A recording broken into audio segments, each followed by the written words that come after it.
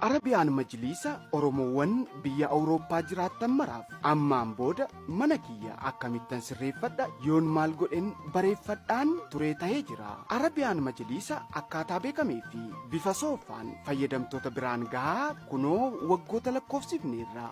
Isin irraa bal'inaa fi dheerina mana keessaniitti dabalataan hanga furdinaa fi diizaayina qalbiin keessan jaallate adda baasuu qofadha. Bareedinaaf qulqullina garuu nuuf dhiiftu. Soonni nuti meeshaa mana keessaniitti daballu baatanii yoo galtan soora qalbii ta'u. Yaada ogeessaa kennuurraa kaasnee qulqullina sadarkaa isaa eeggateen oomishnee yeroo beellamaa keenya kabajnee isin biraan ni geenya. Amanamummaa keenyaaf maamilootni keenya ragaadha.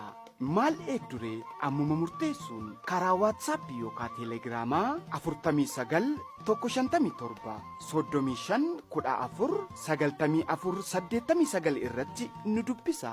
Diizaayina eessaa argadhee filadhu warreen jettaniif ammoo fuula yuutiyuubii keenya Zaakii Iluu jedhu yoo daawwattan ni argattu. Muuxannoo qabnuun meeshaalee mana keessaa garagaraa yoo nu ajajjan isinii dhiyeessuu ni dandeenya. Zaakii Iluu dhiyeessaa Arabiyaan Majliis. Bitanii walitti yoo waa gurguranii fedhiisa gurguratu irratti hundaanii intaamoon ta'uu wal gaggaafatanii inni irraa bitatu hin jedhe isa gurguruuni inni irraa bitatu hin jedhe isa gurguruuni ammana naa baasaa haasitaa jedhanii naa baasaa fudhadhu nan gurguraanii jedhanii gammadaa wal hirkaa fuudhanii itti gurgureera bitadheeraanii. Wala manatane rabbi ragaan jara nu seensiisa dara jannata keefi awwal zumraa.